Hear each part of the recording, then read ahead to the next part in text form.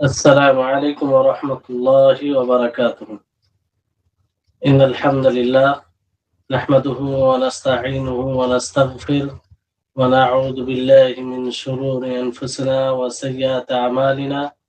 من يهده الله فلا مضل له ومن يضلله فلا هادي له، وأشهد أن لا إله إلا الله وحده لا شريك له، وأشهد أن محمدا عبده ورسوله.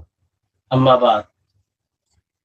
সম্মানিত আজকের এই অনলাইন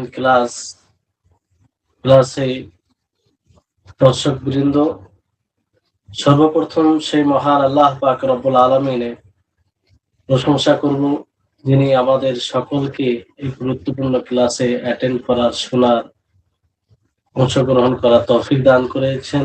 তাই আমরা সকলে বলি আলহামদুলিল্লাহ। তারপরে আমাদের শেষ নবী করিম মুহাম্মদ মুস্তাফা সাল্লাল্লাহু আলাইহি ওয়াসাল্লাম, ওনার উপর অসংখ্য শান্তি ধারা বর্ষিত হোক। আল্লাহুম্মা সাল্লি আলাইহি আল্লাহুম্মা বারিক আলাইহি।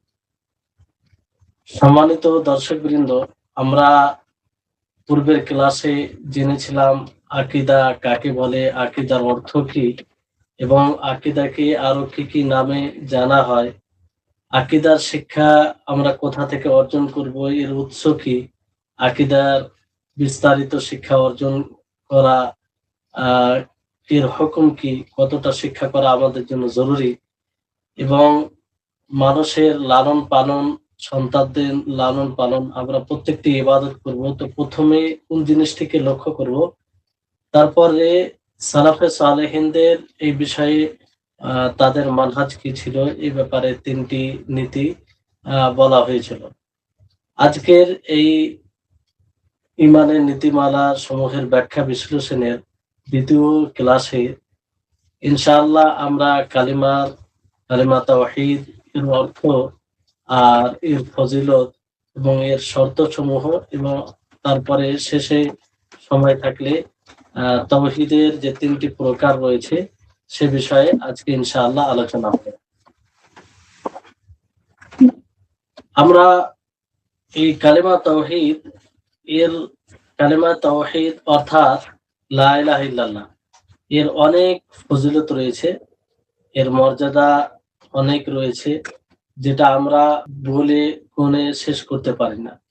কারণ এই কালেমাই এমন একটি কালেমা, যে কালেমাটি সর্বোত্তম, সর্বশ্রেষ্ঠ মহান আল্লাহ তাবারক ওয়া তাআলার নিকটে। এই কালেমার জন্যই আল্লাহ তাবারক ওয়া তাআলা মানব জাতিকে সৃষ্টি করেছেন। এই কালেমার জন্যই আল্লাহ তাবারক ওয়া তাআলা রাসূলকে প্রেরণ করেছেন। এই কালেমার জন্যই আল্লাহ তাবারক ওয়া তাআলা মানুষের মাঝে পার্থক্য করবেন, কে হবে সৌভাগ্যবান জান্নাতি আর কেউ হবে হতভাগা জাহান্নাম। আর এই কালেমাকে মজবুত রশি বলা হয়েছে। এটা তাকওয়ার কালেমা। দ্বীনে ইসলামে টিকে থাকার জন্য, ঈমান মজবুত হওয়ার জন্য এই কালেমাকে বোঝা একান্তই জরুরি। এই কালেমার অনেক গুরুত্ব রয়েছে, যে কালেমার কারণে সবকিছু। এই কালেমার এতটা গুরুত্ব, এতটা ফজিলত রয়েছে, যেটা এই সংক্ষিপ্ত আলোচনায় বলা সম্ভব নয়। তারপরে আমরা কিছু জানার চেষ্টা করব যে এই কালেমার ব্যাপারে। এমন একটি এটা কালিমা তাওহীদ, যার সাক্ষ্য প্রদান মহান আল্লাহ তাবারক ওয়া তাআলা নিজেই করেছেন। আল্লাহ তাবারক ওয়া তাআলা বলেন সূরা আল ইমরানের 18 নম্বর আয়াতে, শাহিদাল্লাহু আন্নাহু লা ইলাহা ইল্লাহু ওয়াল মালাইকাতু ওয়া উলুল ইলমি কাইমান বিল কিসত লা ইলাহা ইল্লা হুয়াল আজিজুল হাকীম। যে আল্লাহ তাআলা সাক্ষ্য প্রদান করেন যে তিনি ছাড়া সত্য কোনো মাবুদ নেই, এবং ফেরেশতাগণও সাক্ষী দেন, আহলে ইলমগণ তারাও সাক্ষী দেন ইনসাফের সাথে। তো এই আয়াতে আল্লাহ তাবারক ওয়া তাআলা নিজে সাক্ষ্য প্রদান করেছেন এই কালিমা তাওহীদের, অর্থাৎ লা ইলাহা ইল্লাল্লাহর, যে আল্লাহ ছাড়া সত্য কোনো মাবুদ নেই। তারপরে মহান আল্লাহ তাবারক ওয়া তাআলা এই কালিমা তাওহীদ সমস্ত নবী ও রাসূলের দাওয়াতের নির্যাস হিসাবে এটাকে বর্ণনা করেছেন, যে সমস্ত নবীর এটা দাওয়াতের, তাদের রিসালতের সারাংশ। উপসংহার অথবা সারাংশ নির্যাস এটি। সকলের দাওয়াতে এই দাওয়াতই ছিল যে তারা এক আল্লাহর দিকে আহ্বান করবে, আল্লাহ ছাড়া কোনো সত্য মাবুদ নেই। যেমন আল্লাহ তাবারক ওয়া তাআলা সূরা আম্বিয়ার 25 নম্বর আয়াতে বলেন, ওয়ামা আরসালনা মিন ক্বাবলিকা মির রাসূলিন ইল্লা নূহি ইলাইহি আন্নাহু লা ইলাহা ইল্লা আনা ফা'বুদুন। যে আমি আপনার পূর্বে রাসূল পাঠিয়েছি, প্রেরণ করেছি। কিসের জন্য? তার উপরে ওহী করেছি যে আল্লাহ ছাড়া সত্য কোনো মাবুদ নেই, অতএব তোমরা আমারই ইবাদত করো। যে আমি ছাড়া সত্য কোনো মাবুদ নেই, অতএব তোমরা কি করো? আমারই ইবাদত করো, আল্লাহ তাবারক ওয়া তাআলা বলেন। তো সমস্ত নবীর দাওয়াতের নির্যাস হলে এটাই যে আল্লাহ ছাড়া সত্য কোনো মাবুদ নেই, অতএব তারই তোমরা ইবাদত করো। তারপর আল্লাহ তাবারক ওয়া তাআলা সূরা নাহলের 36 নম্বর আয়াতে বলেন, ওয়ালাকাদ বাআসনা ফি কুল্লি উম্মাতির রাসূলান আন ইবুদুল্লাহা ওয়াজতানিবুত তাগুত। যে আমি প্রত্যেক জাতির মধ্যে রাসূল প্রেরণ করেছি যাতে তারা আল্লাহর ইবাদত করে এবং তাগুতকে বর্জন করে। অর্থাৎ এক আল্লাহর ইবাদত করে এবং তাগুতকে তারা বর্জন করে। তাহলে সমস্ত নবী রাসূল এই দুনিয়ার বুকে আসার, এই দুনিয়ার বুকে প্রেরণ করার উদ্দেশ্য হচ্ছে এটা, কালিমা তাওহীদ। তারপরে এই কালেমাকে আল্লাহ তাবারক ওয়া তাআলা সুদৃঢ় কালেমা বলেছেন। আল্লাহ তাবারক ওয়া তাআলা সূরা ইব্রাহিমের 27 নম্বর আয়াতে বলেন, ইউসাব্বিতুল্লাহু আল্লাযীনা আমানু বিল কওলি সাবিতি ফিল হায়াতিদ দুনিয়া ওয়া ফিল আখিরাতি ওয়া ইউযিল্লুল্লাহু আয-যালিমিনা ওয়া ইয়াফআলুল্লাহু মা ইয়াশা। যে আল্লাহ তাআলা ঈমানদারকে, মুমিনদেরকে সুদৃঢ় করেন সুদৃঢ় বাক্য দ্বারা, এই দুনিয়াবী জীবনে এবং এই ইহকালের জীবনে, পরকালের জীবনে। অর্থাৎ কালিমা তাওহীদ লা ইলাহা ইল্লাল্লাহ এর দ্বারা। আর আল্লাহ তাবারক ওয়া তাআলা জালিমদেরকে পথভ্রষ্ট করেন, আর আল্লাহ তাআলা যেটা ইচ্ছা সেটা করেন। তাহলে এই আয়াতে আল্লাহ তাবারক ওয়া তাআলা কালিমা তাওহীদকে সুদৃঢ় কালিমা, মজবুত কালিমা, মজবুত বাক্য আল্লাহ তাবারক ওয়া তাআলা নিজেই বলেছেন। তো এই কালিমা কে বাস্তবায়ন করার জন্যই আল্লাহ তাবারক ওয়া তাআলা নবী ও রাসূলকে পাঠিয়েছেন। এটা তো আপনাদের সামনে উল্লেখ করা হলো কোরআনে কারীম থেকে। আরো অসংখ্য এর ফজিলত রয়েছে যেগুলো উপস্থাপন করা হচ্ছে না, কারণ সেগুলো বলে শেষ করা যাবে না কম সময়ে। এরপরে আসুন যে হাদিসে এর ফজিলত কি রয়েছে আমরা সংক্ষিপ্তভাবে জানার চেষ্টা করি। কারণ আমরা সকলে পূর্বে জানলাম যে এই কালিমার ভিত্তিতে, এই কালেমাকে কেন্দ্র করেই মহান আল্লাহ তাবারক ওয়া তাআলা এই আসমান ও জমিনকে সৃষ্টি করেছেন। আসমান ও জমিনে যতগুলো মাখলুক রয়েছে তাদেরকে সৃষ্টি করেছেন যাতে তারা এই কালেমাকে প্রতিষ্ঠিত করেন এই দুনিয়াতে। আর আল্লাহ তাবারক ওয়া তাআলা এই জন্যই কিতাব নাজিল করেছেন। এই জন্যই আল্লাহ তাবারক ওয়া তাআলা দাঁড়িপাল্লা স্থাপন করবেন, তারাজু, যাতে মানুষের নামায় আমল ওজন করবে, তাতে বোঝা যাবে যে কে বেশি সৎ আমল করেছে আর কে বেশি অসৎ আমল করেছে। তাহলে এই কালেমাই হচ্ছে মূল রহস্য। যে এটাকে বাস্তবায়ন করবে সে জান্নাতে যাবে, আর যে এটাকে বাস্তবায়ন করবে না সে জাহান্নামে যাবে। এই কালেমার ফজিলত বিষয়ে অনেক হাদিসে মানে কথা এসেছে, অনেক হাদিস রয়েছে যেগুলো সবগুলো বলা সম্ভব নয়। তারপরও আমরা কয়েকটি বিষয়, কয়েকটি পয়েন্টে আমরা জানার চেষ্টা করব। যে আল্লাহ তাবারক ওয়া তাআলা কিয়ামত দিবসে প্রত্যেক বান্দাকে দুটি প্রশ্ন করবেন যে তোমরা কার ইবাদত করেছো, তোমরা কার ইবাদত করেছো এবং তোমরা রাসূলের অনুসরণ করেছো কি করনি। তাহলে এর উত্তর কালিমা তাওহীদ দ্বারা হবে। যারা কালিমা তাওহীদকে বাস্তবায়ন করে থাকবে তারাই এর সঠিক উত্তর দিতে হবে। অর্থাৎ কালিমা তাওহীদ লা ইলাহা ইল্লাল্লাহ, যে আল্লাহ ছাড়া সত্য কোনো মাবুদ নেই, তার মানে সমস্ত প্রকারের ইবাদত তার জন্যই করতে হবে, মহান আল্লাহ তাবারক ওয়া তাআলার জন্য।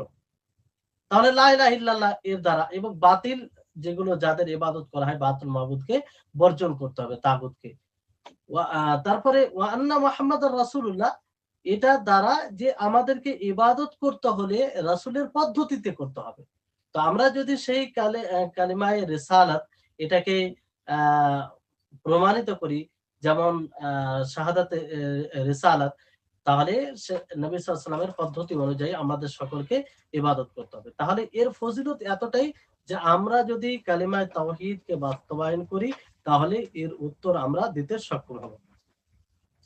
সম্মানিত দর্শকবৃন্দ, এখানে আপনার কালিমা তাওহীদের অনেক ফজিলত রয়েছে। তার মধ্যে একটি ফজিলত, একটি হাদিসে বর্ণনা রয়েছে যে তার একাধিক ফজিলত রয়েছে। আল্লাহ নবী মুহাম্মদ সাল্লাল্লাহু আলাইহি সাল্লাম বলেন যে মান ক্বালা লা ইলাহা ইল্লাল্লাহ ওয়াহদাহু লা শারীকা লাহু লাহুল মুলকু ওয়া লাহুল হামদু ওয়া হুয়া আলা কুল্লি শাইইন কাদির ফি ইয়াউমি মিয়াতা মাররা কানাত লাহু আদলা 10 রিকাবিন ওয়া কুতিবাত লাহু মিয়াতু হাসানাতিন ওয়া মুহিয়াত আনহু মিয়াতু সাইয়্যাতিন وكانت له حرزا من الشيطان يومه ذلك حتى يمسي ولم يأتي أحد بأفضل مما جاء به إلا أحد عمل أكثر من ذلك।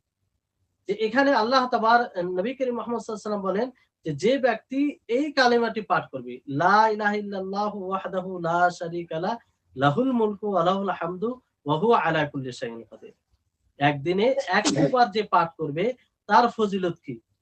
আল্লাহ তাবারক নবী করিম মুহাম্মদ সাল্লাল্লাহু আলাইহি ওয়াসাল্লাম বলছেন যে যদি 100 বার দিনে পাঠ করে তাহলে তার 10টি গোলাম আজাদ করার সমতুল্য নেকি হবে। তারপরে তার 100টি, তার জন্য 100টি নেকি লিপিবদ্ধ করা হবে, 100টি নেকি লিপিবদ্ধ করা হবে। তারপর তার যে 100টি গুনাহ পাপ রয়েছে সেটা নিশ্চিহ্ন করা হবে, ক্ষমা করা হবে। তারপরে সেই দিন, যেই দিন পাঠ করবে সেই দিন তার হেফাজত, শয়তান থেকে তাকে হেফাজত করা হবে সন্ধ্যা পর্যন্ত যদি সকালে পড়ে। আর সেই দিন সর্বোত্তম তার আমল হবে, হ্যাঁ, ওই ব্যক্তি যে এর চাইতে উত্তম আমল করে থাকবে। তাহলে এই কালিমা তাওহীদ পাঠ করে এখানে একটি ফজিলত নয় কয়েকটি, যে একদিনে যদি 100 বার পাঠ করে তাহলে 10টি গোলাম আজাদ করা সমতুল্য নেকি পাবে। তারপরে তার 100টি, তার জন্য 100টা নেকি লিখা হবে, তার 100টি পাপ নিশ্চিহ্ন করা হবে, সেই দিন শয়তান থেকে তাকে হেফাজত করা হবে।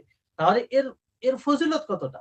তারপরে রয়েছে যে নূহ আলাইহিস সালাম নিজের সন্তানকে বলেন এইভাবে তার মৃত্যুর সময় যে আমুরুকা বিলা ইলাহা ইল্লাল্লাহ, আমি তোমাকে আদেশ করছি, তোমাকে আদেশ করছি লা ইলাহা ইল্লাল্লাহ, যে আল্লাহ ছাড়া সত্য কোনো মাবুদ নেই, আল্লাহই একমাত্র সত্য মাবুদ, অতএব তোমরা তারই ইবাদত করো।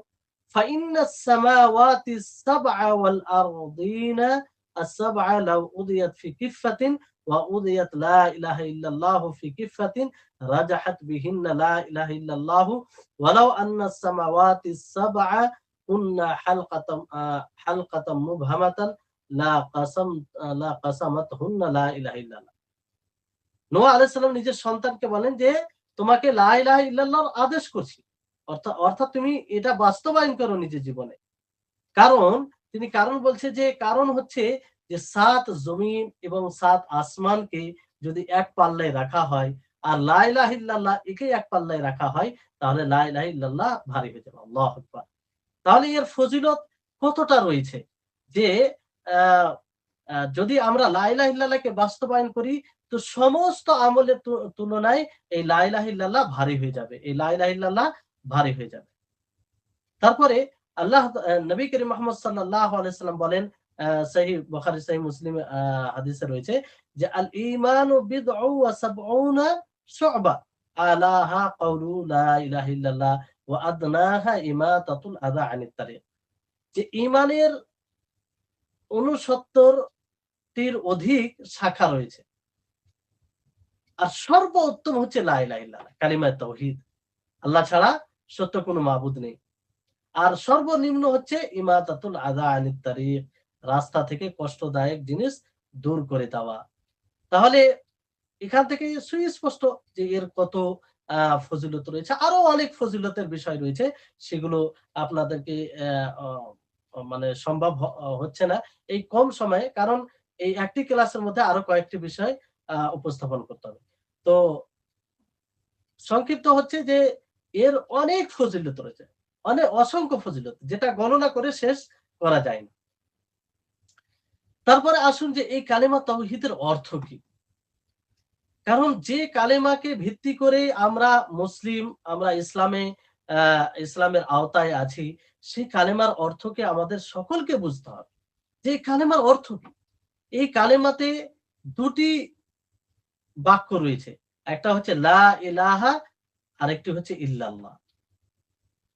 তো লা ইলাহা, এখানে সমস্ত বাতিল মাবুদের অস্বীকার করা হয়েছে, তাদেরকে বর্জন করা হয়েছে, যে নেই কোনো উপাস্য, সত্য উপাস্য নেই, সত্য উপাস্য নেই ইল্লাল্লাহ, কিন্তু আল্লাহ তাবারক ওয়া তাআলা। তাহলে প্রথম বাক্য দ্বারা আপনি সমস্ত বাতিল মাবুদকে অস্বীকার করবেন, তাদের তাদের প্রতি তাদেরকে আপনি ঘৃণা করবেন। আর ইল্লাল্লাহ মানে আল্লাহ তাবারক ওয়া তাআলাই হচ্ছে প্রকৃত মাবুদ, তিনি হচ্ছেন ইবাদতের উপযুক্ত। এই হচ্ছে তার অর্থ।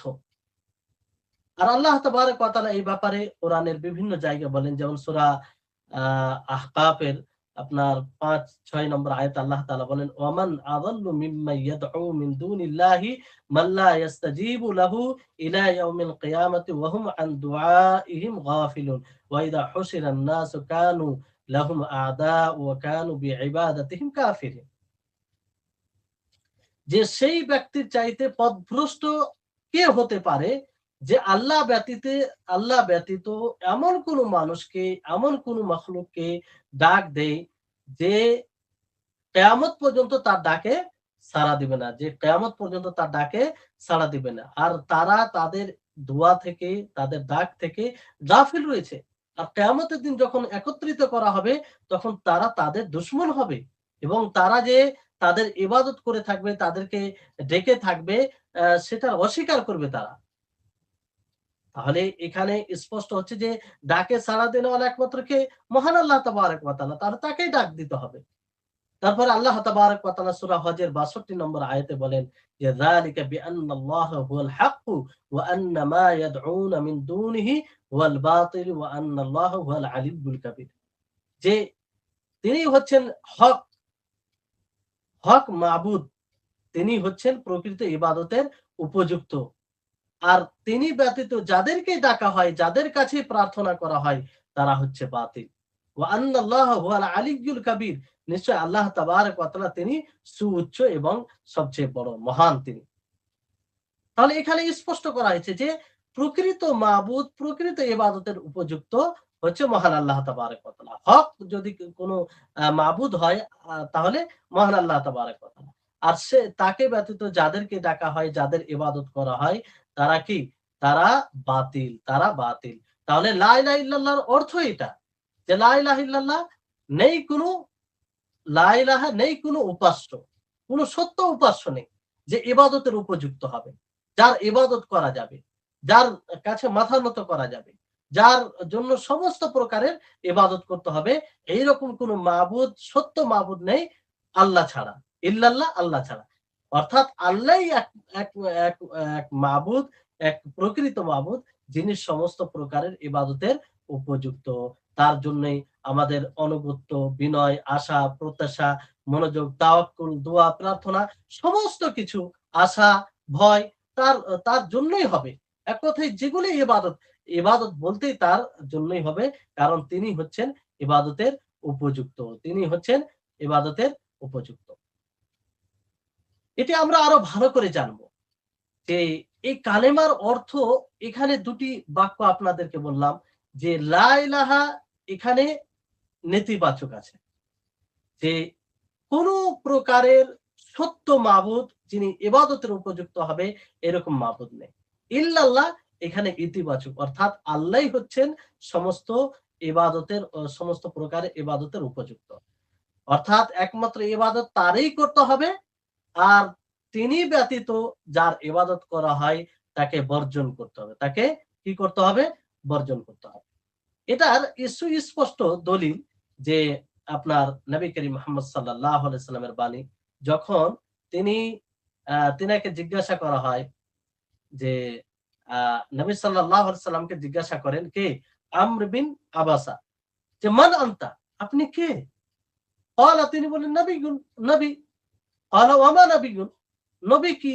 নবী কি জিনিস? তিনি বললেন আরসালানি আল্লাহ, আল্লাহ তাআলা আমাকে প্রেরণ করেছেন। বিআইয়ি শাইইন আরসালাকা, আপনাকে কিসের মাধ্যমে, কি দিয়ে আপনাকে প্রেরণ করেছেন? তখন বললেন বিআই ইউহিদাল্লাহ ওয়ালা ওয়ালা ইউশরাক বিহি, যে বিআই ইউহাদুল্লাহ লাহু, যে তারই একত্ববাদকে প্রমাণ করা হবে এবং তার সাথে কাউকে শরীক করা হবে না, অর্থাৎ তার তাওহীদকে, তার একত্ববাদকে সাব্যস্ত করা হবে। তাহলে এটা হচ্ছে লা ইলাহা ইল্লাল্লাহর ব্যাখ্যা, লা ইলাহা ইল্লাল্লাহ এর তাফসীর। এখানে আপনার ইতিবাচক নেতিবাচক দুটোই রয়েছে। তো লা ইলাহা ইল্লাল্লাহ, সমস্ত যাদের উপাসনা করা হয় আল্লাহ ব্যতীত তাদেরকে বর্জন করতে হবে, তাদেরকে অস্বীকার করতে হবে, তাদেরকে মাবুদ বলে স্বীকার করা যাবে না। ইল্লাল্লাহ, একমাত্র আল্লাহকেই সাব্যস্ত করতে হবে যে তিনি ইবাদতের উপযুক্ত, তার জন্যই ইবাদত করতে হবে। তাহলে এই হচ্ছে তার অর্থ। এবার এখানে বিষয়টা হচ্ছে যে লা ইলাহা ইল্লাল্লাহর অর্থ আরো অনেকে অনেক রকম করে থাকে। যাই হোক, বিস্তারিত আমি বলবো না, তবে ইঙ্গিত করব।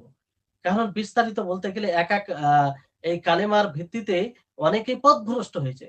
অনেকে বলেছেন যে লা ইলাহা ইল্লাল্লাহ এর অর্থ হচ্ছে লা লা খালিকা ইল্লাল্লাহ। এটা ভুল অর্থ। লা খালিকা ইল্লাল্লাহ এর লা ইলাহা ইল্লাল্লাহর অন্তর্ভুক্ত যে আল্লাহ স্রষ্টা, আল্লাহ স্রষ্টা, তিনি সৃষ্টি করেছেন, তিনি ব্যতীত আর কেউ স্রষ্টা নেই। এটা নিজের জায়গায় সঠিক আছে, কিন্তু লা ইলাহা ইল্লাল্লাহর অর্থ এটা করা, এটা ভুল। কারণ আল্লাহর নবী পুরো জীবনে যেটা প্রমাণ করেছেন যে লা ইলাহা ইল্লাল্লাহর অর্থ হচ্ছে যে আল্লাহ ছাড়া অন্য কারো ইবাদত করা যাবে না। আল্লাহ ছাড়া অন্য কারো ইবাদত করা যাবে না, এবং আল্লাহ ব্যতীত যার ইবাদত করা হয় তাকে অস্বীকার করতে হবে। তাকে কি করতে হবে? অস্বীকার করতে হবে। অনেকেই এই লা ইলাহা ইল্লাল্লাহর অর্থ করেছেন যে লা হাকিমা ইল্লাল্লাহ, যে কোন নেতা রাষ্ট্র নেই আল্লাহ ব্যতীত। এটা ভুল অর্থ। এটা তাওহীদের রুবুবিয়তের মধ্যে পড়ে। এটা আসবে, তার অন্তর্ভুক্ত হবে, কিন্তু লা ইলাহা ইল্লাল্লাহর মূল অর্থ এটা বলা, এটা একদম ভুল। যদি এটাই অর্থ হতো, তো নবী করিম মুহাম্মদ সাল্লাল্লাহু আলাইহি ওয়াসাল্লাম সর্বপ্রথম রাজত্ব কায়েম করতেন। তিনি সর্বপ্রথম এই লা ইলাহা ইল্লাল্লাহকে আল্লাহর, যাতে সকলেই আল্লাহর ইবাদত করে, এটা বাস্তবায়ন করেছেন। এই জন্য মানুষকে দাওয়াত দিয়েছেন। আল্লাহ তাবারক নবী করিম মুহাম্মদ সাল্লাল্লাহু আলাইহি ওয়াসাল্লাম যখন মুআদ বিন জাবাল রাদিয়াল্লাহু তাআলা আনহুকে ইয়ামানের দিকে দাওয়াতের উদ্দেশ্যে পাঠান, তখন কি বলেন? যে ফালিয়াকুন আউওয়ালা মা তাদউহুম ইলা শাহাদাতি আল্লা ইলাহা ইল্লাল্লাহ, যে তোমার সর্বপ্রথম দাওয়াত হবে লা ইলাহা ইল্লাল্লাহ, আল্লাহ ছাড়া সত্য কোনো মাবুদ নেই। যদি লা হাকিমা ইল্লাল্লাহ এর অর্থ হতো, তাহলে মুআদ বিন জাবাল রাদিয়াল্লাহু তাআলা আনহু তাদেরকে বলতেন যে তোমরা এখানে হুকুমত কায়েম করো, রাজত্ব কায়েম করো। সর্বপ্রথম রাজত্ব কায়েম করতে হবে, তারপর সালাত, বিভিন্ন প্রকারে ইবাদত করবে। এইভাবে কি মুআদ বিন জাবাল রাদিয়াল্লাহু তাআলা আনহু দাওয়াত দিয়েছিলেন? জি না। আল্লাহ নবী বললেন তোমার সর্বপ্রথম দাওয়াত হবে লা ইলাহা ইল্লাল্লাহ। তারপরে যখন এটা তারা মেনে যাবে, তখন যখন তারা আল্লাহকে ইবাদতের উপযুক্ত মনে করবে, আল্লাহ এবং আল্লাহ ব্যতীত যাদেরকেই মাবুদ মনে করা হয়, যাদের ইবাদত করা হয়, তাদেরকে যখন তারা বর্জন করবে, তখন তুমি তাদেরকে সালাতের কথা বলবে, সালাতের কথা বলবে, যাকাতের কথা বলবে। তো নবী সাল্লাল্লাহু আলাইহি ওয়াসাল্লামের জীবনী থেকে এটা প্রমাণিত হয়। তো এই যে অর্থটা আপনাদের কে বলা হলো যে লা ইলাহা ইল্লাল্লাহ, যে আল্লাহ ছাড়া সত্য কোনো মাবুদ নেই, এই অর্থ ব্যতীত যতগুলো অর্থ করা হয় সমস্ত অর্থই ভুল। এটাই মূল অর্থ। নবী করিম মুহাম্মদ সাল্লাল্লাহু আলাইহি ওয়াসাল্লামের জীবনী থেকে এটা সুস্পষ্ট হয়। এবার আসুন যে এই লা ইলাহা ইল্লাল্লাহ এটা কখন উপকারে আসবে? কোন ব্যক্তি শুধু যদি জিহবা দ্বারা উচ্চারণ করে, তো এই জিহবা দ্বারা উচ্চারণ করাটা কি তার জন্য যথেষ্ট হবে? আখিরাতে এটা কাজে আসবে? না এর দাবি সমূহ রয়েছে, এর মধ্যে যা বলা হয়েছে সেটাকে বাস্তবায়ন করতে হবে। তো লা ইলাহা ইল্লাল্লাহ তখনই মানুষের উপকারে আসবে আখিরাতে, যখন সে এর দাবি সমূহকে পূর্ণ করবে। এর কিছু শর্ত রয়েছে, সেই শর্তগুলোকে পূর্ণ করবে। তা না হলে যদি মুখে উচ্চারণ করাটাই যথেষ্ট হতো, তাহলে মুনাফিকিনরা তাদের উপকার হতো। তারা তো মুখ দ্বারা উচ্চারণ করেছে এটা। তারা তো লা ইলাহা ইল্লাল্লাহ পাঠ করেছে মুনাফিকিনরা। অনেকবার পাঠ।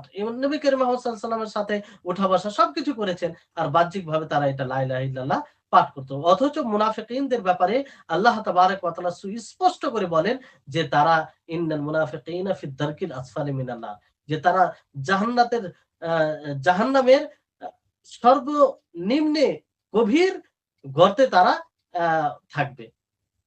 তাহলে এই লা ইলাহা ইল্লাল্লাহ তখনই উপকৃত হবে, লা ইলাহা ইল্লাল্লাহ দ্বারা যেকোনো মানুষ তখনই উপকৃত হবে যখন তার শর্ত, তার হক, তার দাবি সমূহকে পূর্ণ করবে। আসলে লা ইলাহা ইল্লাল্লাহর দাবি সমূহ, শর্ত, এটা তার দ্বারা উপকৃত হওয়ার শর্ত। এইজন্য শর্ত যখন বলা হয়, তো শর্তর অর্থ হলো এটা, যখন শর্ত পাওয়া যাবে, যার জন্য শর্ত লাগানো হয় সেটা পাওয়া যাবে। আর শর্ত না পাওয়া গেলে সেটাও পাওয়া যাবে না। তো যেমন বিভিন্ন জিনিসের শর্ত হয়ে থাকে, আপনাদেরকে উদাহরণ দিলে বুঝতে পারবেন যে সলাত, সলাতে অনেক ইবাদতের অংশ রয়েছে। রুকু রয়েছে, সাজদা রয়েছে, তারপর কিয়াম রয়েছে, সবকিছু রয়েছে। কিন্তু একজন ব্যক্তি যদি সবকিছু আদায় করে আর ওযু না করে, তাহলে কি তার সালাত হবে? হবে না। কেন? কারণ হচ্ছে যে ওযু তার সালাতের বিশুদ্ধতার জন্য শর্ত এটা। সালাত তখনই হবে যখন সে ওযু করবে। ওযুটা হচ্ছে শর্ত। অনুরূপভাবে লা ইলাহা ইল্লাল্লাহ দ্বারা কিয়ামত দিবসে সেই ব্যক্তি উপকৃত হবে যে ব্যক্তি এই লা ইলাহা ইল্লাল্লাহর শর্তকে পূর্ণ করে থাকবে। লা ইলাহা ইল্লাল্লাহর এই শর্তকে পূর্ণ করে থাকবে। যদি লা ইলাহা ইল্লাল্লাহর শর্তকে পূর্ণ না করে, তাহলে এই লা ইলাহা ইল্লাল্লাহ কোন কাজে আসবে না। কোন কাজে আসবে না। এজন্য হাসান হাসান বসরিকে যখন কিছু লোক বলে যে, যে ব্যক্তি লা ইলাহা ইল্লাল্লাহ পাঠ করবে সে জান্নাতে প্রবেশ করবে। সে কোথায় প্রবেশ করবে? জান্নাতে প্রবেশ করবে। তো তিনি বললেন, মান ক্বালা লা ইলাহা ইল্লাল্লাহ ওয়া আদ্দা হাক্কাহা ওয়া ফারদাহা দাখালাল জান্নাহ। যে ব্যক্তি লা ইলাহা ইল্লাল্লাহ পাঠ করবে, তার হক আদায় করবে, তার ফরজ সমূহকে আদায় করবে, সে ব্যক্তি জান্নাতে যাবে। ওহাব বিন মুনাব্বিহ, এনাকে যখন বলা হয় যে ইন্না উনাসান ইয়াকুলুন, যে মানুষ তারা বলছে যে ইন্না লা ইলাহা ইল্লাল্লাহ মিফতাহুল জান্নাহ, যে লা ইলাহা ইল্লাল্লাহ কালিমা তাওহীদ এটা হচ্ছে জান্নাতের চাবি। তো তিনি কি বললেন? তিনি বললেন যে হ্যাঁ, এটা জান্নাতের চাবি। এটা জান্নাতের চাবি। ওয়ালাকিন কুল্লু মিফতাহিন লাহু আসনান। কিন্তু প্রত্যেকটি চাবির দাঁত থাকে। তার দাঁত থাকে। ফাইন আতাইতা বিমিফতাহিন লাহু আসনানুল ফুতিহা লাক ওয়া ইল্লা লাম ইফতাহ লাক। যদি তুমি সেই চাবি দাঁত সহ নিয়ে আসো, তাহলে তোমার জন্য জান্নাত খোলা হবে, উন্মুক্ত করা হবে। আর যদি তুমি আ আ দাঁত সহ চাবি না নিয়ে আসো, তাহলে তোমার জন্য জান্নাত উন্মুক্ত করা হবে না। তাহলে এখান থেকে এটা সুস্পষ্ট। যা দা যা চাবির দাঁত মানে এটাই যে লা ইলাহা ইল্লাল্লাহর দাবিসমূহ পূর্ণ করা, তার শর্তকে পূর্ণ করা। তার শর্ত যদি পাওয়া যায়, তাহলে লা ইলাহা ইল্লাল্লাহ দ্বারা উপকৃত হওয়া যাবে। তো এই ব্যাপারে এর আ আরেকটি উদাহরণ দিলে বুঝতে পারবেন যে শুধু কোন ব্যক্তি যদি লা ইলাহা ইল্লাল্লাহ পাঠ করে, মুখে উচ্চারণ করে, আর তার শর্তগুলো পূর্ণ না করে, তো তার উদাহরণ সেই ব্যক্তির মতো যার যে ব্যক্তির তার বডি থেকে রূহ চলে গেছে। যেমন রূহ না থাকলে বডির কোনো মূল্য নেই, সে লাশ হয়ে যায়, সে বরং মানুষের জন্য ক্ষতিকর হয়ে যায়। অনুরূপভাবে লা ইলাহা ইল্লাল্লাহ শুধু পাঠ করে সে তার দাবি সমূহকে যদি পূর্ণ না করে, তার শর্ত সমূহকে পূর্ণ না করে, তাহলে তার লা ইলাহা ইল্লাল্লাহ সেই লাশের মতো হবে, যার কোনো মূল্য থাকবে না। আর এই লা ইলাহা ইল্লাল্লাহর শর্তকে যে যতটা মজবুত করবে, ততটাই তার লা ইলাহা ইল্লাল্লাহ মজবুত হবে। ততটাই তার ঈমান মজবুত হবে। তার ঈমান সতেজ হবে। যেমন যার মধ্যে যতটা তার রূহ আত্মা সতেজ হয়, হ্যাঁ? আ উ আ স সতেজ হয়, ততটাই তার শরীর ভালো থাকে। অনুরূপভাবে এই লা ইলাহা ইল্লাল্লাহ ক্ষেত্রে যে যতটা শর্তে এগিয়ে থাকবে, ততটাই তার লা ইলাহা ইল্লাল্লাহ মজবুত হবে। এজন্য দেখবেন যে সমস্ত মানুষ লা ইলাহা ইল্লাল্লাহর বাস্তবায়নে এক নয়, এক স্তরে নয়। কেউ অনেক উঁচুতে রয়েছে, আবার কেউ অনেক নিচে রয়েছে, আবার কেউ মধ্যে রয়েছে। যে যতটা শর্তকে নিজের জীবনে বাস্তবায়ন করবে, ততটাই সে লা ইলাহা ইল্লাল্লাহর হক এবং তার দাবি সমূহকে পূর্ণ করবে। আর সেই অনুযায়ী তার পরকালে আ তার ঠিকানা হবে। তো এর কিছু শর্ত রয়েছে। আমাদের প্রত্যেক মুসলিমকে এই শর্তগুলো জানা উচিত। কিন্তু বড় দুঃখের সাথে বলতে হয় যে এই শর্তগুলো ব্যাপারে জ্ঞানই রাখে না মানুষ। অধিকাংশ মুসলিমকে যদি জিজ্ঞাসা করা হয়, তারা বলবে যে কালেমায়ে শাহাদাত এটা তো ঠিকমতো তারা আদায় করতে পারে। তাহলে কিভাবে তারা মুসলিম থাকে? তো এর শর্তগুলো আমাদের সকলকে ভালো করে জানতে হবে। এইজন্য আ আরবি কোন কবি এই ৭ টি শর্তকে এক জায়গায় একত্রিত করেছেন। তিনি বলছেন, আল ইলমু ওয়াল ইয়াকিনু ওয়াল কাবুলু ওয়াল ইনকিয়াদু ফাদরি মা আকুলু ওয়াস সিদকু ওয়াল ইখলাসু ওয়াল মুহাব্বাতু ওয়াফাকাকাল্লাহু লিমা উহিব্বুহু। যে এ আ আ লা ওয়াফাকাকাল্লাহু লিমা আহাব্বাহু। এখানে ৭ টি শর্ত একত্রিত করা হয়েছে। একটি হচ্ছে ইলম, আপনি কালেমা লা ইলাহা ইল্লাল্লাহ সম্পর্কে জ্ঞান অর্জন করবেন। দ্বিতীয় হচ্ছে বিশ্বাস, আপনি বিশ্বাস করবেন। তৃতীয় হচ্ছে যে আপনি কবুল করবেন। তারপর চতুর্থ হচ্ছে আল ইনকিয়াদ, আপনি বশ্যতা স্বীকার করবে, আত্মসমর্পণ করবেন। তারপরে কালেমা কালেমাকে আপনি সত্য বলে, কালেমা যেটা মুখ দ্বারা আপনি উচ্চারণ করবেন, তাতে আপনি সত্যবাদী হবেন। আপনার উচ্চারিত শব্দের সাথে আপনার অন্তরের অবস্থার মেল হবে। তারপরে ইখলাসের সাথে এটা পড়তে হবে। তারপর এই কালেমাকে ভালোবাসতে হবে। এই কালেমাকে ভালোবাসতে হবে। এবার আসুন যে এই ৭ টি শর্ত সম্পর্কে আমরা একটু বিস্তারিত জানার চেষ্টা করি। বিষয়টি অতি গুরুত্বপূর্ণ বিষয়। অতি গুরুত্বপূর্ণ বিষয়। কারণ এই ৭ টি শর্তকে যদি আমরা বাস্তবায়ন করি, তাহলেই লা ইলাহা ইল্লাল্লাহ কিয়ামতের দিনে হাসরের মাঠে আমাদের উপকারে আসবে। নচেৎ এই লা ইলাহা ইল্লাল্লাহ কোন উপকারে আসবে না। তো সর্বপ্রথম যেটা শর্ত বলা হলো সেটা হচ্ছে যে লা ইলাহা ইল্লাল্লাহ। লা ইলাহা ইল্লাল্লাহর জ্ঞান অর্জন করা। লা ইলাহা ইল্লাল্লাহ সম্পর্কে জানতে হবে। তার অর্থ কি? সেই লা ইলাহা ইল্লাল্লাহ থেকে আল্লাহ তাবারক ওয়া তাআলা পুরো মানব জাতিকে কি বলতে চেয়েছেন? আর এই লা ইলাহা ইল্লাল্লাহ দ্বারা আমরা কখন উপকৃত হতে পারবো? আর এই শর্তটাই স্বাভাবিক, সুস্পষ্ট শর্ত। যে যদি আমরা লা ইলাহা ইল্লাল্লাহকে না জানি, এই সম্পর্কে জ্ঞান অর্জন না করি, তার অর্থ না বুঝি, তার দাবিসমূহ না বুঝি, তার অর্থ না বুঝি, তাহলে তার দাবিসমূহ আমরা কি করে পূর্ণ করব?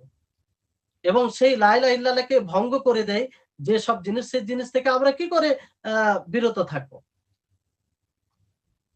এইজন্য এই শর্তটি সকলকেই আ মানে বুঝতে হবে। যে লা ইলাহা ইল্লাল্লাহকে সর্বপ্রথম জানতে হবে। তার ব্যাপারে জ্ঞান অর্জন করতে হবে। এইজন্য আল্লাহ তাবারক ওয়া তাআলা একাধিক জায়গায় বলেছেন যে, সর্বপ্রথম তোমরা জানো যে আল্লাহ ছাড়া সত্য মাবুদ নেই। এটা কেমন করে? লা ইলাহা ইল্লাল্লাহর অর্থ কি? আল্লাহ তাবারক ওয়া তাআলা সূরা মুহাম্মাদের ১৯ নম্বর আয়াতে বলেন, ফা'লাম আন্নাহু লা ইলাহা ইল্লাল্লাহ। যে জানো যে আল্লাহ ছাড়া সত্য কোনো মাবুদ নেই। এখানে আল্লাহ তাআলা আগে জানতে বললেন, জ্ঞান অর্জন করতে বললেন, বুঝতে বললেন। তাহলে লা ইলাহা ইল্লাল্লাহর অর্থ আমাদের সকলকে জানতে হবে। এবার যদি কেউ কোনো ব্যক্তি প্রশ্ন করে যে অনারব কোনো ব্যক্তি যদি অনারব কালেমা পাঠ করে লা ইলাহা ইল্লাল্লাহ, আর সে আরবি ভাষা যেহেতু বুঝে না, অনারবরা আরবি ভাষা বুঝে না, আর এইভাবে সে জীবন কাটিয়ে দেয়, তাহলে কি এটা তার জন্য ওযর হবে? কিয়ামতের মাঠে এইজন্য আল্লাহ তাআলাকে ছেড়ে দিবেন যে সে অনারব ছিল, সে জানে না, সে আরবি ভাষা বুঝে না। এইজন্য আল্লাহ তাআলা তাকে জিজ্ঞাসিত করবেন না। এরকম বিষয় আছে কি? জি না, এরকম বিষয় নাই। এটা কোন প্রকারের ওযর মানা যাবে না। এটা জানতে হবে, সে যেই হোক না কেন। আরব হোক, অনারব হোক, তাকে লা ইলাহা ইল্লাল্লাহ সম্পর্কে জ্ঞান অর্জন করতে হবে। যে লা ইলাহা ইল্লাল্লাহর অর্থ কি? লা ইলাহা ইল্লাল্লাহর দাবি কি? এটা জানতে হবে। শুধু মুখ দিয়ে উচ্চারণ করা এটা যথেষ্ট নয়। দ্বিতীয় শর্ত হচ্ছে যে বিশ্বাস করা। আপনি লা ইলাহা ইল্লাল্লাহর অর্থ প্রথমে জানলেন যে লা ইলাহা ইল্লাল্লাহ এর অর্থ কি। পূর্বে আপনাদের অর্থ বলা হয়েছে যে আল্লাহ ছাড়া সত্য কোনো মাবুদ নেই। বাতিল যতগুলো মাবুদ আছে তাদেরকে বর্জন করতে হবে। আর সমস্ত প্রকার ইবাদত আল্লাহর জন্যই করতে হবে। তার সাথে কাউকে শরীক করা যাবে না। তো সেই অর্থের উপরে আপনাকে বিশ্বাস করতে হবে। দীর্ঘ বিশ্বাস থাকবে, দৃঢ় বিশ্বাস থাকবে। যেটা তার বিপরীত সন্দেহ, কোনো প্রকারের সন্দেহ যেন না থাকে। যদি কোনো ব্যক্তি লা ইলাহা ইল্লাল্লাহ পাঠ করে নেয়, লা ইলাহা ইল্লাল্লাহ স্বীকার করে নেয়, তাহলে তাতে কোনো প্রকারের সন্দেহের অবকাশ যেন না থাকে। কোনো ব্যক্তি যদি লা ইলাহা ইল্লাল্লাহ পাঠ করে আর সে সন্দেহ করে যে না জানি ঈসা আলাইহিস সালাম হতে পারে মাবুদ, নাউজুবিল্লাহ। যদি এরকম ধারণা করে, এরকম সে সন্দেহ করে, সে মুসলিম থাকবে? জি না, কোনো সময় সে মুসলিম থাকবে না। দৃঢ় বিশ্বস্ত হবে সে যে একমাত্র আল্লাহ তাবারক ওয়া তাআলা তিনিই হচ্ছেন মাবুদ। প্রকৃত তিনিই মাবুদ। তার সাথে কাউকে শরীক করা যাবে না। আল্লাহ তাবারক ওয়া তাআলা মুমিনদের সম্পর্কে কি বলেছেন? সূরা হুজরাতের 15 নম্বর আয়াতে যে ইন্নামাল মুমিনুনা আল্লাযীনা আমানু বিল্লাহি ওয়া রাসূলিহি সুম্মা লাম ইয়ারতাবু। যে মুমিন তারাই যারা আল্লাহর উপরে ঈমান এনেছে, যারা আল্লাহর উপরে ঈমান এনেছে এবং তার রাসূলের উপরে ঈমান এনেছে এবং তারা সন্দেহ পোষণ করেনি। কোন প্রকারের সন্দেহ থাকা যাবে না। তাহলে বিশ্বাস করতে হবে। এজন্য নবী করিম মুহাম্মদ সাল্লাল্লাহু আলাইহি ওয়াসাল্লাম হাদিসে বলেছেন, সহিহ মুসলিমে রয়েছে যে মান ক্বালা লা ইলাহা ইল্লাল্লাহ মুস্তায়কিনান বিহা কলবুহু দাখালাল জান্নাহ। যে ব্যক্তি লা ইলাহা ইল্লাল্লাহ পাঠ করলো এই অবস্থায় যে তার হৃদয় তার উপরে বিশ্বাস করে, তাহলে সে জান্নাতে প্রবেশ করবে। তাহলে এখানে জান্নাতে প্রবেশ করার শর্ত আল্লাহ নবী সুস্পষ্ট করলেন যে লা ইলাহা ইল্লাল্লাহ বিশ্বাসের সাথে পাঠ করতে হবে, বিশ্বাস করতে হবে পরিপূর্ণভাবে, তাতে কোনো প্রকারের যাতে সন্দেহ না থাকে। তাহলে দুটি শর্ত আপনারা জানলেন যে একটি হচ্ছে ইলম আর একটি হচ্ছে ইয়াকিন, বিশ্বাস করা। দ্বিতীয় শর্ত হচ্ছে যে ইখলাস। ইখলাসের সাথে এই কালিমা পাঠ করতে হবে।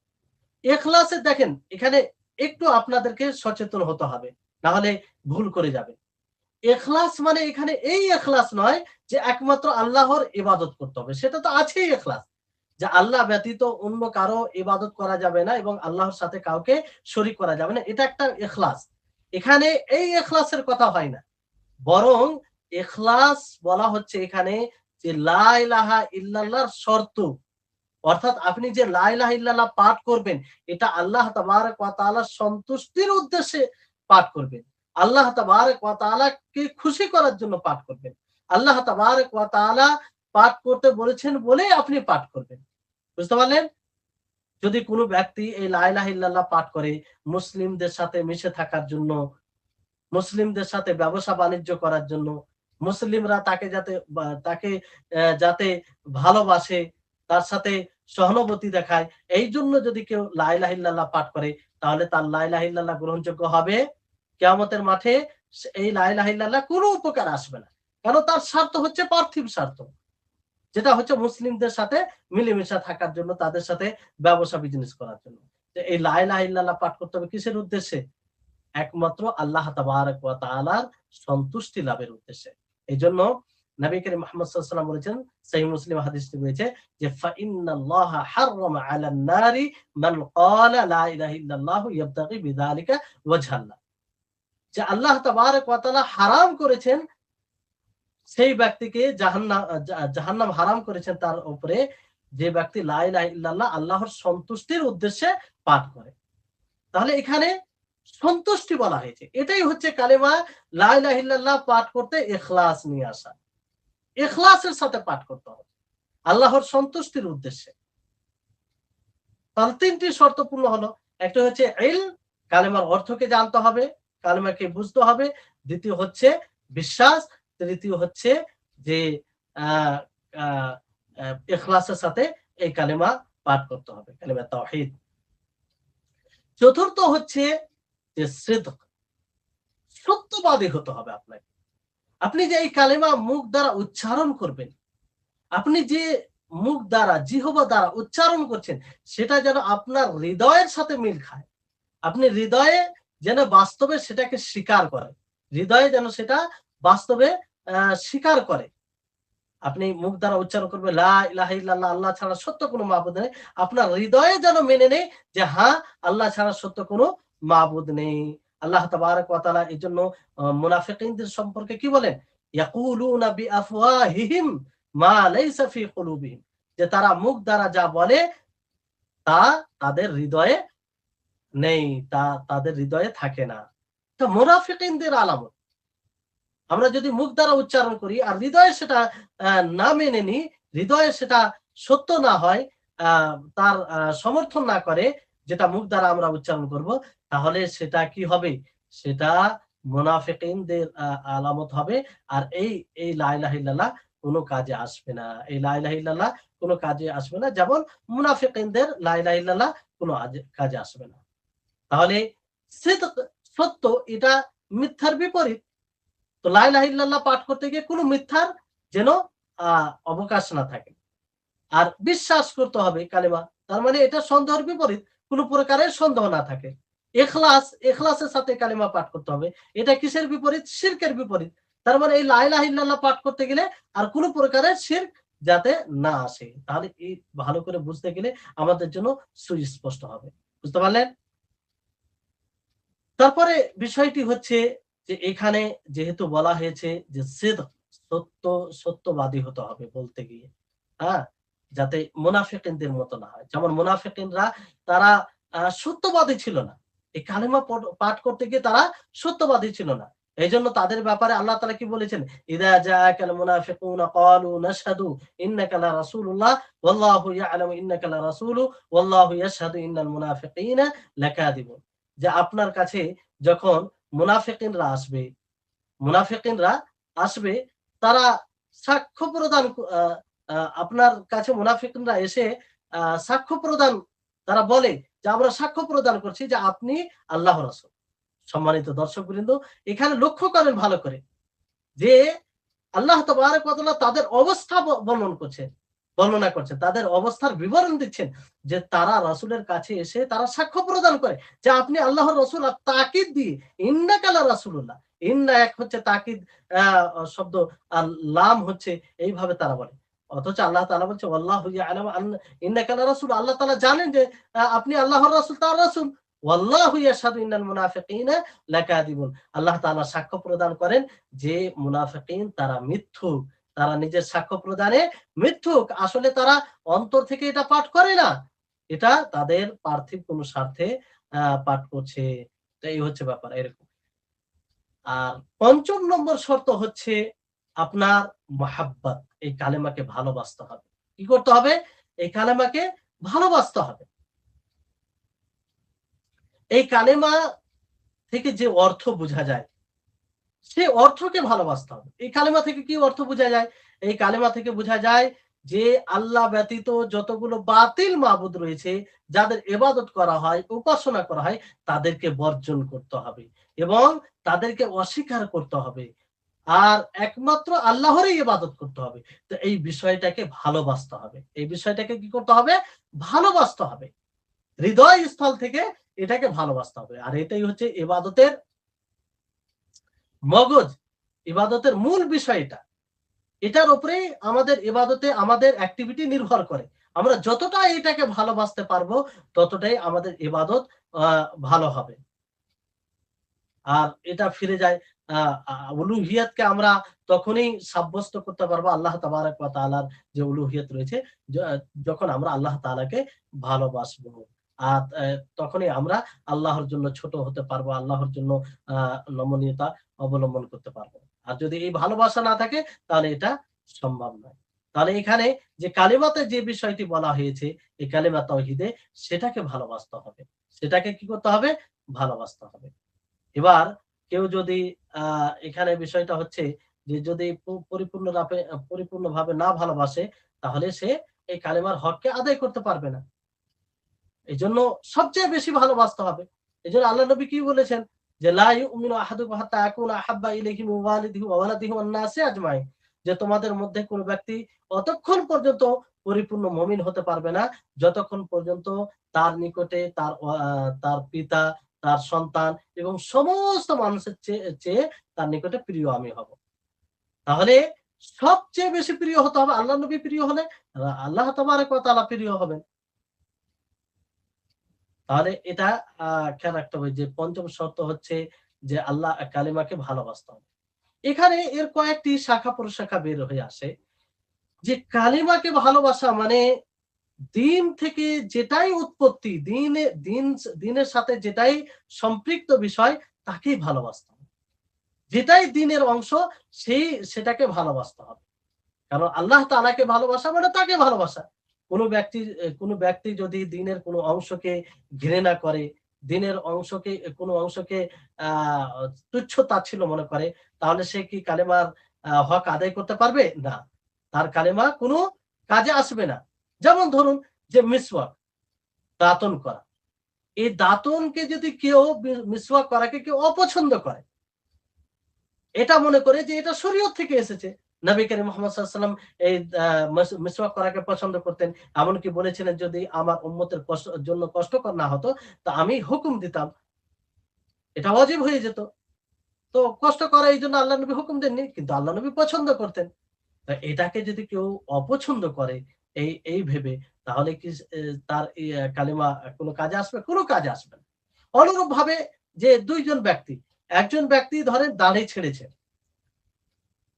আর একজন ব্যক্তি দাড়ি পুরো ছেঁচে নেয়, দাড়ি কেটে নেয়, দাড়ি কিছুই রাখে না। তো যে ব্যক্তি দাড়ি একদম কেটে নেয়, সে দাড়ি রাখাকে পছন্দ করে, ভালোবাসে।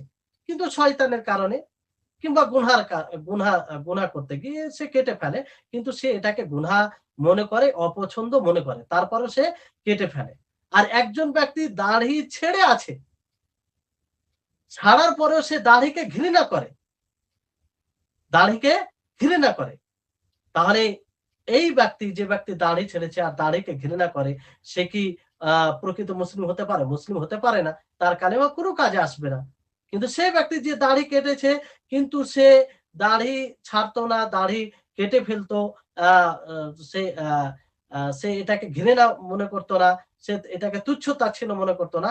তো সে গুনাহগার হবে। সে গুনাহগার হবে, কিন্তু সে ইসলাম থেকে বের হবে না। কিন্তু যে দাড়ি ছেড়েছে তারপরেও ইসলামকে আ মা মানে সেটাকে ঘৃণা করেছে। তো সে ইসলাম থেকে বের হয়ে যাবে। এইভাবে যেকোনো আপনি উদাহরণ নিতে পারেন। যেকোনো ইসলামের বিধানের সাথে এরকম ভাবে উদাহরণ দিয়ে আপনি বুঝতে পারেন। তারপরে ৬ নম্বর যেটা শর্ত হচ্ছে যে কবুল করতে হবে, গ্রহণ করতে হবে। যে কালেমা আপনি ১ম এ জানলেন, কালেমার অর্থ জানলেন। তারপরে আপনি বিশ্বাস করলেন। তারপর সেটা ইখলাসের সাথে পাঠ করলেন। তারপর কি করলেন? ইখলাসের সাথে পাঠ করার পরে পঞ্চম তাকে ভালোবাসলেন। তাকে আপনি ভালোবাসলেন।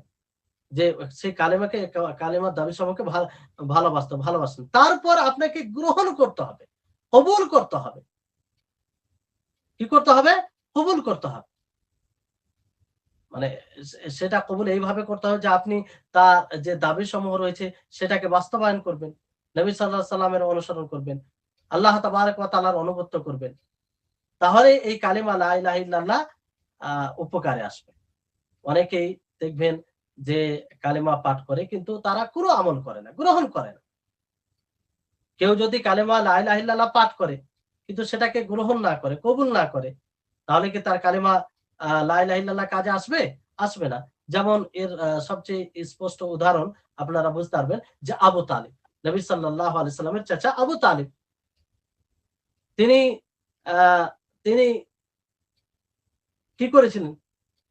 নবী সাল্লাল্লাহু আলাইহি সাল্লামকে সত্য বলে মেনেছিলেন।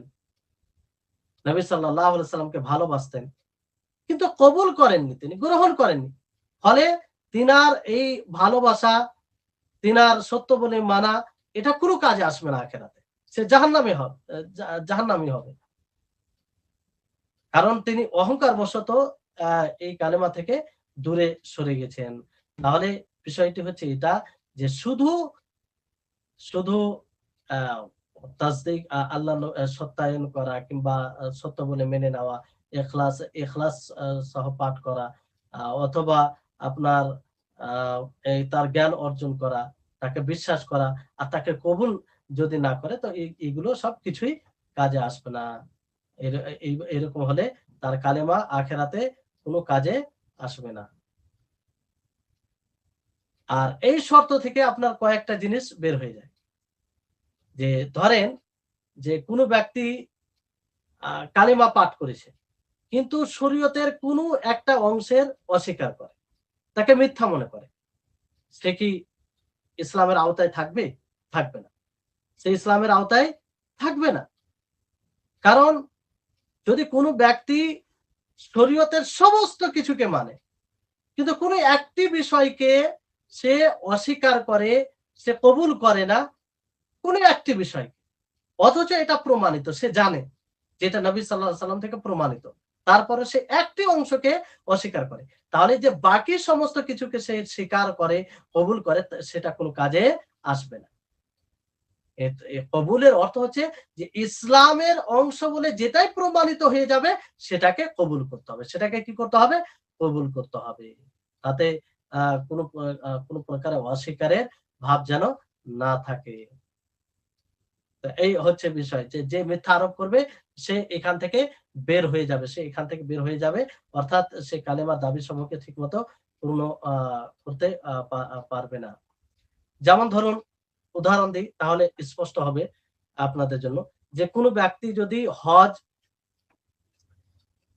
শক্তি থাকা সত্ত্বেও হজ করে, শক্তি মানে হজ ফরজ হয়ে গেছে, কিন্তু সে হজ করে না কিসের কারণে? দুনিয়াবি কাজে ব্যস্ত থাকার কারণে, ব্যবসা বিজনেস বিভিন্ন বিভিন্ন প্রকারের ব্যস্ততার কারণে সে হজ করে না। কিন্তু সে হজের অস্বীকার করে না। সে মনে করে যে আমি অলসতা করছি, এটা আমার ভুল হচ্ছে, আমার গুনাহ হচ্ছে। তারপরও সে ব্যস্ততার কারণে হজ করে না। আর একজন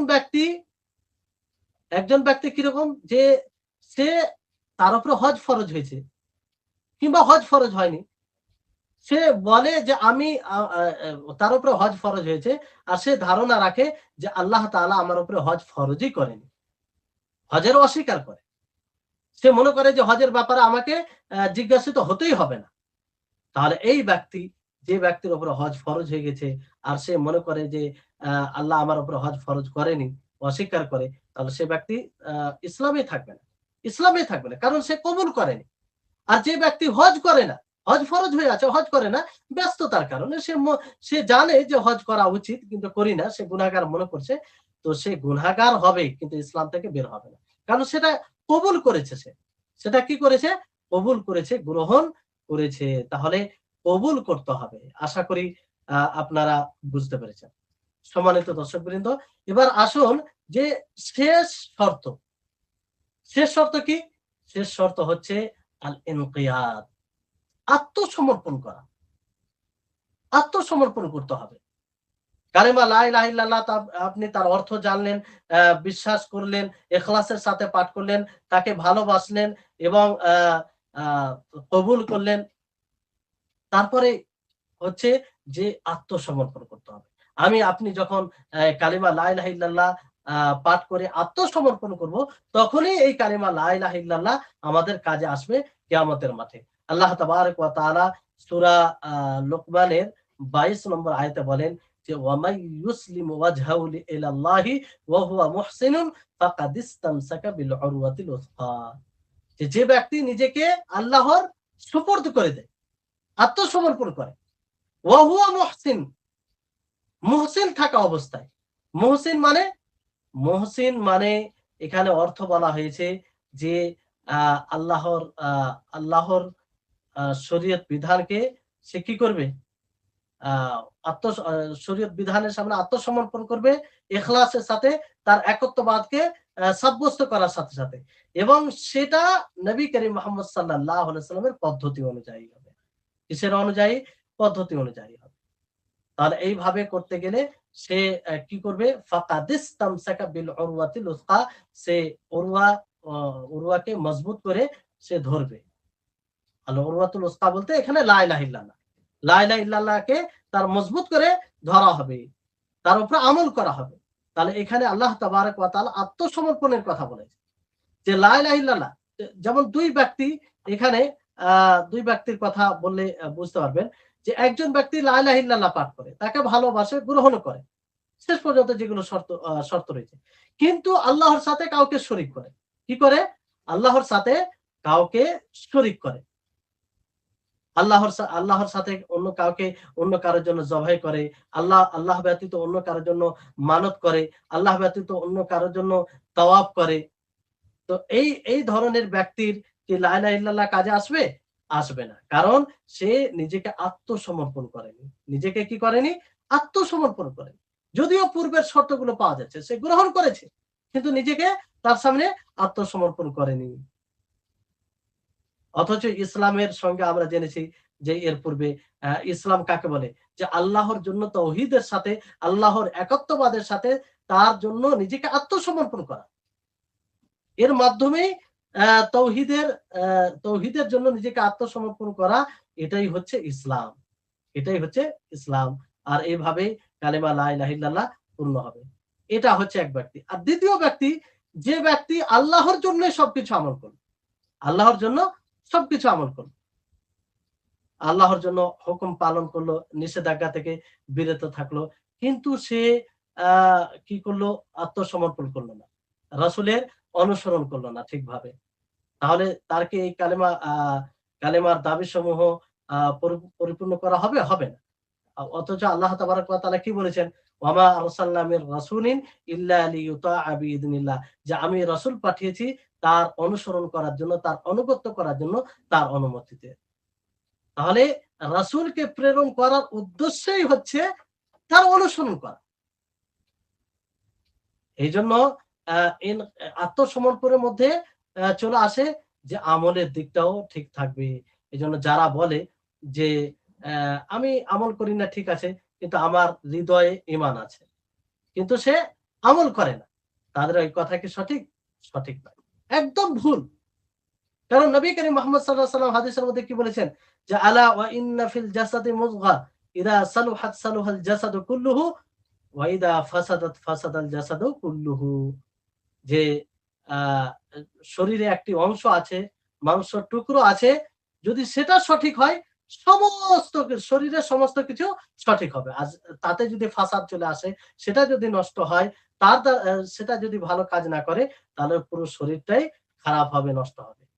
তো কেউ যদি বলে যে আমি আমল করি না, ঠিক আছে, আমি সালাত পড়ি না, ঠিক আছে, কিন্তু আমার হৃদয়ে ঈমান আছে। এটা কি করে? তার হৃদয়ে যদি ঈমান থাকতো, তার শরীরে অবশ্যই সালাত আদায় করত, যেটা মৌলিক ইবাদত, যেটা মূল ইবাদত। যে ইবাদত না থাকলে মানুষ আ ইসলাম থেকে বের হয়ে যায়। তাহলে এটা কি করে হতে পারে? তাদের দাবি মিথ্যা। এজন্য যারা বলে যে আমি আমল করি না, তাতে কি অসুবিধা আছে?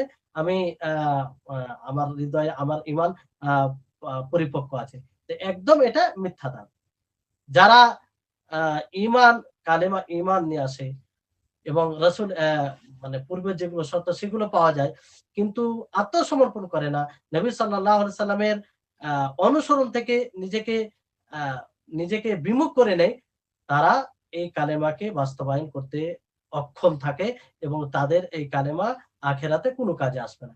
আল্লাহ তাবারাক ওয়া তাআলা সূরা নূরের ৪৭ নম্বর আয়াতে বলেন, ওয়া ইয়াকুলুনা আমান্না বিল্লাহি ওয়া বির রাসূলি ওয়া আতা'না সুম্মা ইয়াতাওয়াল্লা ফারিকুম মিনহুম মিন বা'দি যালিকা ওয়া মা উলাইকা বিল মুমিনিন। এখানে আল্লাহ তাআলা বলেছেন যে তারা বলছে যে আমরা আল্লাহর প্রতি ঈমান এনেছি, রাসূলের প্রতি ঈমান এনেছি এবং আমরা অনুসরণ করেছি। তারপরে তাদের মধ্যে একজন রাসূলের অনুসরণ থেকে বিমুখ হয়ে গেল। বুঝতে পারলেন? তার এই হচ্ছে বিষয়। সপ্তম যেটা শর্ত, সেটা হচ্ছে আল ইনকিয়াদ, আত্মসমর্পণ করা, তার বশ্যতা স্বীকার করা। তো এই শর্ত অনুযায়ী ২ প্রকারের মানুষ বের হয়ে যায়। একটা হচ্ছে মুশরিক। যে মুশরিক হবে, আল্লাহর সাথে কাউকে শরীক করবে, শিরক করবে, সে কখনো এই শর্ত পালন করতে পারে না। এই শর্ত যদি পালন করে, তাহলে তাকে শিরক থেকে মুক্ত হতে হবে। কি থেকে মুক্ত হতে হবে? শিরক থেকে। দ্বিতীয় হচ্ছে যে অনুসরণ থেকে বিমুখ হয়ে যাওয়া। অনুসরণ থেকে বিমুখ হওয়া ব্যক্তি কখনো এই শর্তকে পা আ মা সাব্যস্ত করতে পারে না, গ্রহণ করতে পারে না। যদি এই শর্তকে পালন করে, তাহলে আ আ আল্লাহ এবং তার রাসূলের অনুসরণ থেকে বিমুখ হওয়া যাবে না। তার অনুসরণ করতে হবে। পুরোপুরিভাবে তার আ আ তার তার জন্য নিজেকে আত্মসমর্পণ করতে হবে। তো এই হচ্ছে 7টি শর্ত আপনাদেরকে বলা হলো, যে সর্বপ্রথম হচ্ছে কালেমা লা ইলাহা ইল্লাল্লাহর সম্পর্কে জ্ঞান অর্জন করা, তার অর্থকে বোঝা।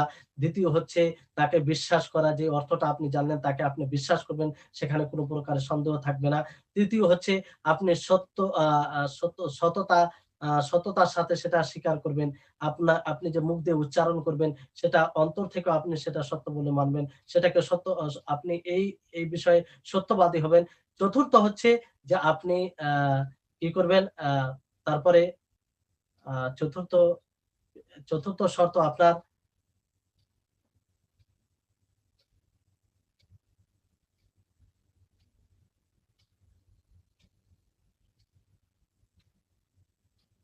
চতুর্থ শর্ত আপনার অ্যা ভালোবাসা। ভালোবাসতে হবে। যে সেই কালেমা ও আ আ রয়েছে না, চতুর্থ শর্ত হচ্ছে আপনার সততা। আর এর পূর্বে যে ৩ নম্বর শর্ত রয়েছে, সেটা হচ্ছে আপনার ইখলাস। ইখলাস। যে ১ম এ ইলম, কালেমা সম্পর্কে জ্ঞান অর্জন করতে হবে। তারপরে তার প্রতি বিশ্বাস করতে হবে। তারপর কালেমা লা ইলাহা ইল্লাল্লাহ আপনি ইখলাসের সাথে এটা পাঠ করবেন আল্লাহ তাবারাক ওয়া তাআলার সন্তুষ্টির উদ্দেশ্যে। আর চতুর্থ হচ্ছে যে আপনি সেটাকে সত্য বলে গ্রহণ করবেন। সত্য। আপনি তাতে সত্যবাদী হবেন। যদি আপনি মুখ দিয়ে উচ্চারণ করেন, আপনার হৃদয় থেকেও সেটা মেনে নিবে। অর্থাৎ আপনার হৃদয়ের অবস্থা আর আপনার মুখ দিয়ে উচ্চারণ দুটোই যেন মেল খায়, আ সমর্থন করে। ৫ নম্বর হচ্ছে যে সেই কালেমার যে দাবিসমূহ রয়েছে সেটাকে আপনি ভালোবাসবেন। এগুলো ব্যাখ্যা বিশ্লেষণ করা হয়েছে। আপনারা ভালো করে শুনলে বুঝতে পারবেন। তারপর আ ৬ নম্বর হচ্ছে যে আপনি সেটাকে কবুল করবেন। কি করবেন? কবুল করবেন, গ্রহণ করবেন। ৭ নম্বর হচ্ছে যে তার সামনে আত্মসমর্পণ করবেন। কি করবেন? আত্মসমর্পণ করবেন। তাহলে এই হচ্ছে কালেমা লা ইলাহা ইল্লাল্লাহর আ সর্বপ্রথম আপনাদেরকে ফজিলত বলা হলো, তার অর্থ বলা হলো এবং তার শর্তসমূহ বলা হলো। এবার আসুন যে যেটা ছোট্ট একটি বিষয়, আ সেটা সংক্ষিপ্ত সময়ে ছেড়ে দিচ্ছি। আ সেটা হচ্ছে যে আ তৌহিদের প্রকারসমূহ। যে তৌহিদের ৩ টি প্রকার রয়েছে। তাওহীদ মানে কি? তাওহীদ কাকে বলে এটা জানতে হবে আমাদেরকে। তাওহীদ এটা ওয়াহাদা ইউহিদু থেকে এসেছে। যার মানে এক করা। কোন জিনিসকে এক বলে মানা। কোন জিনিসকে এক বলে মানা। আর তাওহীদ এর পরিভাষায় যেটা তাওহীদ যাকে বলা হয়, যে আল্লাহ তাবারাক ওয়া তাআলাকে তার ইবাদতে একক বলে মানা এবং তার আ রুবুবিয়াতে তাকে একক বলে মানা। রুবুবিয়াতে অর্থাৎ লালন পালনে তিনি যা কিছু দেন সবকিছু তাতে তিনি এক অদ্বিতীয় এবং আল্লাহ তাবারাক ওয়া তাআলাকে তার আসমা ও সিফাতে এক বলে মানা। আসমা ও সিফাতে এক বলে তাকে মানা। তো এটা হচ্ছে তাওহীদ। এটা কি? এটা তাওহীদ।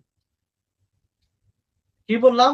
যে আল্লাহ তাবারাক ওয়া তাআলার জন্য সর্বপ্রকারের ইবাদত তার জন্যই উপযুক্ত মনে করা। তার জন্যই ইবাদত করা। আর এই ইবাদতে আল্লাহ তাআলাকে একক বলে মানা এবং আ লালন পালনে রুবুবিয়তে তাকে একক বলে মানা। আল্লাহ তাআলা সৃষ্টি করাতে, রুজি দেওয়াতে, মিলকিয়াতে সবকিছুতে এক অদ্বিতীয়। তারপরে তিনি তার যে নাম রয়েছে, গুণ রয়েছে, সে নাম ও গুণে তিনি এক অদ্বিতীয়। তো এটা হচ্ছে তাওহীদ। এটাকে কি বলা হয়? তাওহীদ। কোরআন ও হাদিসের দলিলকে সম্মুখে রেখে ওলামায়ে কেরাম এই তাওহীদের ৩ টি ভাগ করেছেন। কয়টি ভাগ করেছেন? ৩ টি ভাগ করেছেন। অর্থাৎ ৩ প্রকার তাওহীদের। একটি প্রকার হচ্ছে যে তাওহীদে রুবুবিয়্যাত। তাওহীদে রুবুবিয়্যাত। সংক্ষিপ্তভাবে বলি তাহলে আ এটা স্পষ্ট হবে আপনাদের নিকটে। যে তাওহীদে রুবুবিয়্যাত বলা হয় যে আল্লাহ তাবারাক ওয়া তাআলাকে তাকে তার কর্মে একক বলে জানা। আল্লাহ তাবারাক ওয়া তাআলাকে তাকে তার কর্মে একক বলে জানা। যে আল্লাহ তাবারাক ওয়া তাআলা রুজি দেন, তো তিনিই রুজিদাতা। আল্লাহ তাআলা সৃষ্টি করেন, তো তিনিই স্রষ্টা। আল্লাহ তাআলা পরিচালনা করেন, তো তিনিই পরিচালনাকারী। তিনি ছাড়া আর অন্য তার সাথে কেউ পরিচালনাকারী নেই। তো এটা হচ্ছে তাওহীদে রুবুবিয়্যাত। তাওহীদে রুবুবিয়্যাত। যেমন আল্লাহ তাবারাক ওয়া তাআলা সূরা রুমে বলেন আল্লাহুল্লাযী খালাকাকুম সুম্মা রাযাকাকুম সুম্মা ইউমীতুকুম সুম্মা ইউহয়ীকুম, যে আল্লাহ তিনি তোমাদেরকে সৃষ্টি করেছেন, তিনি তোমাদেরকে আবার রুজি দিয়েছেন, তিনি তোমাদেরকে আবার মৃত্যু দান করেছেন, আবার তিনি তোমাদেরকে কি করেছেন, যে জীবন দান করেছেন। তো তোমাদের কি কোনো শরীক আছে? তোমাদের যাকে শরীক বানাচ্ছ, এরকম কেউ আছে যে তারা এটা করবে তোমাদের জন্য? অর্থাৎ তোমাদেরকে সৃষ্টি করবে, তোমাদেরকে রুজি দিবে, তোমাদেরকে মৃত্যু দান করবে, আবার তোমাদেরকে জীবন দান করবে। সুবহানাহু ওয়া তাআলা আম্মা ইউশরিকুন। তিনি এই সবকিছু থেকে পবিত্র, আর তিনি সুইচ্ছ তারা যে যে যে জিনিস দ্বারা তার সাথে শরীক করে। তাহলে এটা তাওহীদের রুবুবিয়্যাত। এখানে আল্লাহ তাআলা সুস্পষ্ট করেছেন যে রুজি দাতা তিনি, স্রষ্টা তিনি, তিনি মৃত্যু দেন, তিনি আবার জীবন দান করেন। তো এক কথায় তাওহীদের রুবুবিয়্যাত বলতে এটা বুঝে রাখেন সংক্ষিপ্তভাবে, যে আল্লাহ তাবারক ওয়া তাআলাকে তাকে তার কর্মে একক বলে জানা, একক বলে জানা। আর তার মধ্যে মূল ৩ টি জিনিস আসে। একটা হচ্ছে সৃষ্টি, একটা হচ্ছে রুজি, আর একটা হচ্ছে পরিচালনা। এই ৩ টি বিষয়ের মধ্যে সবকিছু চলে আসে। তো এই বিষয়ে আ একক বলে আল্লাহ তাবারক ওয়া তাআলাকে জানা। আর এর দলিল অসংখ্য রয়েছে, অসংখ্য দলিল রয়েছে। তো যাই হোক, সে তারপর আল্লাহ তাবারক ওয়া তাআলা নবী করিম মুহাম্মদ সাল্লাল্লাহু আলাইহি ওয়াসাল্লাম একটি দোয়া শিখিয়ে দিয়েছেন, আল্লাহুম্মা লা মানিয়া লিমা আতাইত ওয়া লা মুতি লিমা আ মানাআত, যে আল্লাহ তাআলা যাকে যে জিনিসটা দিবে, সেই জিনিসটা দেওয়া থেকে কেউ বাধা দানকারী নেই। কেউ বাধা দিতে পারবে না। আর যাকে যে জিনিস দিবে না, তাকে দেনেওয়ালা কোনো শক্তি নেই। তাকে দেনেওয়ালা কোনো শক্তি নেই। তাহলে এটা হচ্ছে তাওহীদে রুবুবিয়্যাত। এবার আসুন তাওহীদে উলুহিয়াত। তাওহীদে উলুহিয়াত এর খুব সংক্ষিপ্ত সহজ ভাবে আপনাদেরকে এর সংজ্ঞা দিই, যে সর্বপ্রকারের ইবাদতের উপযুক্ত একমাত্র আল্লাহ তাআলাকে মনে করা। ইবাদতের দিক দিয়ে আল্লাহ তাআলাকে একক বলে জানা। অর্থাৎ সমস্ত ইবাদত আল্লাহর জন্যই করা, এটা হচ্ছে তাওহীদে উলুহিয়াত। আপনি রুকু করবেন, সাজদা করবেন, কুরবানি করবেন, মানত করবেন, যা কিছু করবেন, দোয়া করবেন, প্রার্থনা করবেন, সবকিছু আল্লাহর কাছে, আল্লাহর জন্য করবেন। কার জন্য করবেন? আল্লাহর জন্য করবেন। কারণ তিনি, তার জন্যই ইবাদত কেন করবেন? কারণ তিনিই হচ্ছে ইবাদতের উপযুক্ত, তিনি স্রষ্টা, তিনি পরিচালনাকারী, তিনি রুজিদাতা। তো তারই যদি ইবাদত না করি, তার কার ইবাদত করি? আর কার ইবাদত করা যাবে? তাহলে এই হচ্ছে এটা তাওহীদে উলুহিয়াতের আ সংজ্ঞা। এবং এই তাওহীদে উলুহিয়াতকে নিয়েই সমস্যা বেশি। তাওহীদে উলুহিয়াতকে নিয়েই সমস্যা। যত ঝগড়া, মক্কার মুশরিকরা তাওহীদে রুবুবিয়ত মানত তারা। তারা মনে করত যে আল্লাহ তাবারক ওয়া তাআলা স্রষ্টা, আল্লাহ তাবারক ওয়া তাআলা রুজিদাতা, জানতো তারা। কিন্তু সমস্যাটা কোথায়? যে তারাকে যখন বলা হতো যে তোমরা যাদের ইবাদত করছো, তাদের ইবাদত ছেড়ে একমাত্র আল্লাহর ইবাদত করো, তখন আ তারা বলতো যে না, এটা কি করে হতে পারে? তো এই তাওহীদে উলুহিয়াতকে তারা অস্বীকার করত। তাওহীদে উলুহিয়াতকে তারা অস্বীকার করত। তাহলে মূল বিষয় হচ্ছে তাওহীদে উলুহিয়াত।